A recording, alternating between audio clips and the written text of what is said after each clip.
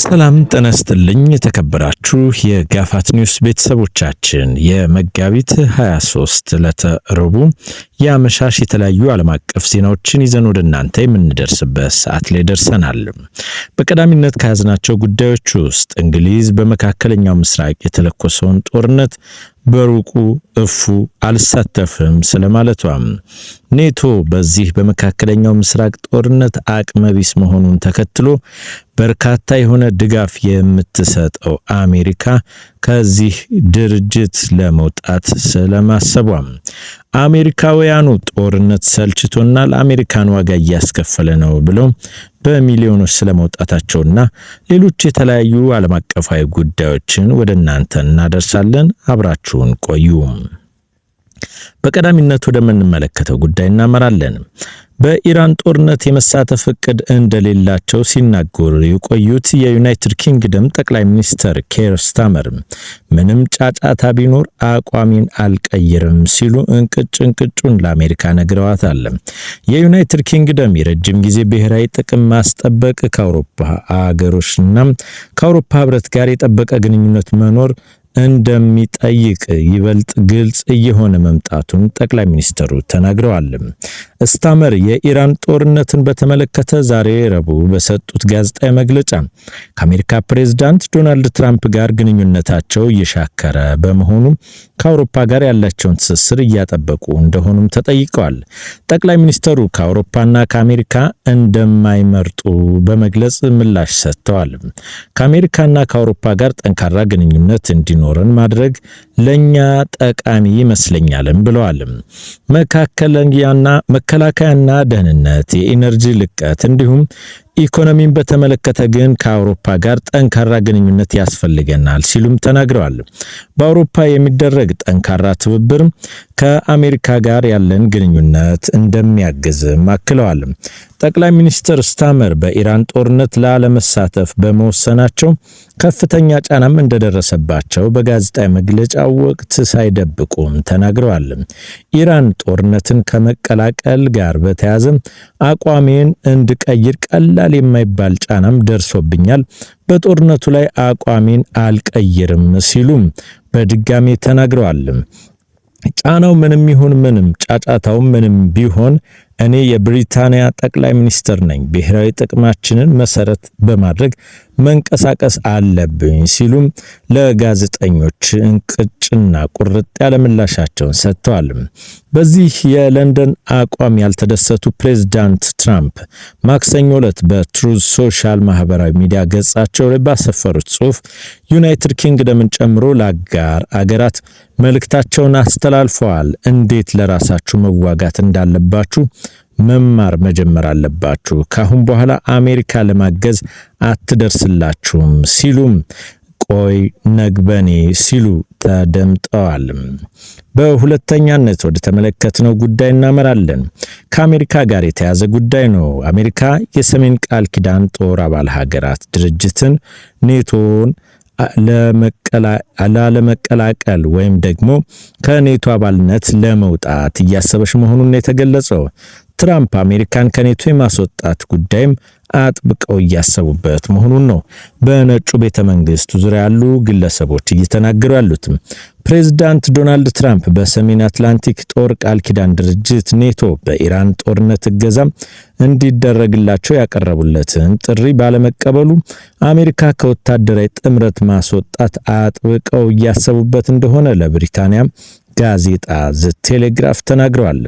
ኔቶን የወረቀት ላይ ነብር ሲሉም የጠሩት ትራምፕ አሜሪካን ከመከላከያ ስምምነቱ የማስወጣት ሐሳብ ከማጤን መሻገሩን መናገራቸውን ዘገባው አመላክቷል። የብሪታንያ ጋዜጣ ከጦርነቱ በኋላ አሜሪካ ከኔቶ አባልነት የማስወጣት እቅድ ይዘው እንደሆኑ ጠይቀዋቸዋል። ትራምፕም ሲመልሱ አዎ ከማጤን ባሻገር ጊዜው ደርሷል ብዬ መናገር እችላለሁ። የወረቀት ላይ ነብር እንዲሁም ሁሌም አውቅ ነበረ እንደሆነም እናገራለሁኝ። በነገራችን ላይ ፑቲንም ይህንን ያውቃልም ሲሉም ለዘወትር ተፎካካሪያቸው ራሻ ያላቸውን አጋርነት ተናግረዋል። በአሜሪካና እስራኤል ጦርነት የተከፈተባት ኢራን የሆርሙዝ ወሽመጥን በመዝጋት የዓለምን ኢነርጂ አቅርቦት ቅርቃር ውስጥ እንዲገባ አድርጋለች። በዚህም ምክንያት ጫና የበረታባቸው ፕሬዝዳንት ትራምፕ ኔቶና አጋሮቻቸው ወሽመጡን ለማስከፈት እገዛ እንዲያደርጉ ሲጠይቁም ሰንብተዋል። ከኔቶም ሆነ ከሀገራቱ ያገኙትን ምላሽ ግን አዎንታዊ አልሆነም። ትራምፕ ከጋዜጣው ጋር በነበራቸው ቃለ መጠይቅ ኔቶ ሊያግዛቸው አለመንቀሳቀሱን ለማመን የሚከብድ እንደሆነባቸውም ተናግረዋል። ጥምረቱን ለማሳመን ያን ያህል አለመጎትጎታቸው የተናገሩት ትራምፕ ወዲያውኑ መንቀሳቀስ ነበረባቸው ብለው እንደሚያምኑ ገልጸዋል። ዩክሬንን ጨምሮ ወዲያውኑ ነበረ የደረስንላቸው። ዩክሬን ችግራችን አልነበረችም፣ ፈተና ነበረ፣ እኛም ደርሰንላቸዋል። ሁሉም ቢሆን ስንደርስላቸው ነበር፣ ለኛ ግን አልደረሱልንም ሲሉም በቴሌግራፍ ተናግረዋል። ትራምፕ በዚህ ቃለ መጠይቃቸው በጦርነቱ እንደማይሳተፉ የገለጸችውን ዩናይትድ ኪንግደምንም ወርፈዋል። የባህር ኃይል እንኳን የላችሁም፣ በጣም አርጅታችኋል፣ አውሮፕላን ጫኝ መርከቦቻችሁ አይሰሩምም ሲሉ መናገራቸውን ነው ዘቴሌግራፍ የዘገበው። ሌላኛውን ጉዳይ እንመለከታለን። ከዚሁ ከመካከለኛው ምስራቅ አንወጣም። በ2/3 የሚሆኑ አሜሪካውያን የኢራን ጦርነት በቶሎ እንዲያበቃ እንደሚፈልጉም ጥናት አመላክቷል። ከአሜሪካ ዜጎች 2/3 የሚሆኑት የትራምፕን አስተዳደር ያስቀመጣቸውን ግቦች ሳይሳኩም ቢሆን አገራቸው በኢራን ጦርነት ውስጥ ያላትን ተሳትፎ በቶሎ እንዲያበቃ እንደሚፈልጉ የህዝብ አስተያየት ዳሰሳ ማሳየቱን የዜና ወኪሉ ሮይተርስ ዘግቧል። ሮይተርስና የህዝብ አስተያየት ኩባንያው ISPS ባደረጉት ዳሰሳ ከተሳተፉት አሜሪካውያን ውስጥ 66% ጦርነቱ እንዲቆም ፍላጎት እንዳላቸው ገልጸዋል። 27% ያህሉ ደግሞ ጦርነቱ ለተራዘመ ጊዜ ቢቆይ እንኳን አሜሪካ ሁሉንም ግቦች ለማሳካት መስራት አለባት የሚል ምላሽ መስጠታቸውን ዘገባው ያመለክታል። ዘገባው እንደሚያሳየው ፕሬዝዳንት ዶናልድ ትራምፕ ደጋፊ ከሆኑ ሪፐብሊካኖች መካከል 40% ያህሉ ግቦቹ ሳይሳኩም ቢሆን ጦርነቱ በቶሎ እንዲቋጭ ይፈልጋሉ። 57% በአንጻሩ አሜሪካ በጦርነቱ ውስጥ ለተራዘመ ጊዜ መቆየቷን ይደግፋሉ። አንድ ወር በተሻገረ የኢራን ጦርነት ምክንያት በመካከለኛው ምስራቅ ውስጥ በሺዎች የሚቆጠሩ ሰዎች ተገለዋል። በኢነርጂ ዘርፍ ላይም ከርኑን ያጠነከረው ጦርነት የነዳጅ አቅርቦት እንዲስተጓጎልና ዋጋውም እንዲንር ምክንያት ሆኗል። ዓለም አቀፍ ደረጃም የዋጋ ግሽበትንም ያባብሳል የሚል ስጋትም ተፈጥሯል። በጥናት ከተሳተፉ 60% አስተያየት ሰጪዎቹ 60% ለጦርነቱ ጅማሬ ምክንያት የሆነው የአሜሪካ ጥቃት አይቀበሉትም። በዳሰሳው ከተሳተፉትም ከ1000 በላይ ሰዎች መካከል 35% ደግሞ በኢራን ላይ የተፈጸመውን ጥቃት እንደግፋለን ማለታቸውን ሮይተርስ ዘግቧል። በኤሚሬትስ፣ በኳታር፣ ባህሬን እና በሳውዲ አረቢያ እና በኩዌት ላይ የቀጠለው የኢራን ጥቃት አሁንም አነጋጋሪነቱን አስፍቷል።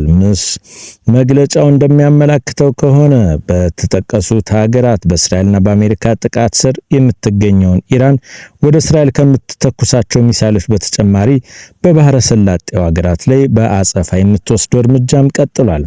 በኤሚሬትስ ከኢራን የተተኮሱ ሚሳይሎች ተመቶ ሲከሽፍ ስብርባሪው የተባበሩት አረብ ኤሚሬት ውስጥ ነዋሪ የሆነውን አንድ ባንግላዴሻዊ ሰራተኛ ገድሏል። ኳታር የዩናይትድ ኪንግደም የባህር ትራንስፖርት ንግድ ማዕከል እንዳስታወቀው አንድ ነዳጅ ጫኝ መርከቧ ከኳታር የባህር ዳርቻ ወጣ ብሎ በሚገኘው አካል ላይ በሁለት ተወንጫፊዎችም ተመቷል። ባህሬን የአደጋ ማስጠንቀቂያ ደወል ዛሬ ጠዋት የተሰማ ሲሆን የኳታር ሀገር ውስጥ ጉዳይና የአደጋ ጊዜ ሰራተኞች በኢራን ጥቃት የተነሳን እሳት ለማጥፋትም መሰማራታቸውን አስታውቀዋል። ሳውዲ አረቢያ የመከላከያ ሚኒስትሯ ዛሬ ጠዋት 2 ድሮኖችና ትናንት ሌሊት ጨምሮ ተጨማሪ ድሮኖች መጥቶ ማክሸፉን አስታውቋል።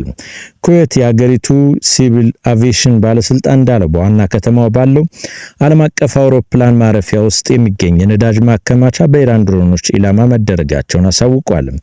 አጠቃላይም ጥቃቱ ከፍተኛ እሳት ተነስቶ ከፍተኛ ጉዳት ቢደርስም በሰው ላይ ግን የደረሰ የሞት አደጋ አለመኖሩን ተዘግቧል። ሌላኛው ጉዳይ የዓለም መነጋገሪያ የሆነው የብዙዎችን ጉሮሮ እንቅጥ አርጎ የያዘው ሆርሙዝን የሚመለከት ይሆናል። ሆርሙዝ ወሽመጥ እንደሚከፈት ነገር ግን ለአሜሪካና ለእስራኤልና ለደጋፊዎቿ ዝግ እንደሚሆን የኢራን ፕሬዝዳንትና የአገሪቱ ፓርላማ ብሔራዊ ደህንነት ኮሚቴ ሰብሳቢ ተናገሩ። ፕሬዝዳንቱ ዶናልድ ትራምፕ ከኢራን ጋር የሚደረገውን ጦርነት በጥቂት ሳምንታት ውስጥ እንደሚያበቃ እየተናገሩ ባሉበት በአሁኑ ወቅት በኢራን ፕሬዝዳንት ማሱድ ፔሼሽኪያን የሆርሙዝ ወሽመጥ ለጥላቶቻችንና ለደጋፊዎቻችን ዝግ ሆኖ ይቆያልም ብለዋል። የኢራን ፓርላማ የብሔራዊ ደህንነት ኮሚቴ ሰብሳቢ ኢብራሂም አዚዝም በተመሳሳይ የባህር መተላለፊያውን ለሌሎች ሀገራት እንደሚከፈት ነገር ግን ለአሜሪካ ዝግ እንደሚሆን አሳውቋል። ፕሬዝዳንት ፔሼሽኪያን ከአውሮፓ ምክር ቤት ፕሬዝዳንት አንቶኒዮ ኮስታ ጋር እየተካሄደ ስላለው ጦርነት በስልክ ውይይት ባደረጉበት ጊዜ ከአሜሪካና ከእስራኤል በተጨማሪ በጦርነቱ ድጋፍ ያደረጉ ሀገራትም በሆርሙዝ ወሽመጥ በኩል እንዲያልፉ እንደማይፈቀድ መናገራቸውን የሀገሪቱ መንግስት ዜና አገልግሎት አርና ዘግቧል። ክቡራትና ክቡራን የጋፋት ኒውስ ቤተሰቦቻችን እኔና የተለያዩ ዓለም አቀፍ ዜናዎች በየሰዓቱ እንዲደርሶትም ጋፋት ኒውስን ሰብስክራይብ፣ ላይክ እና ኮሜንት ያድርጉልን። ስላዳመጣችሁ እናመሰግናለን።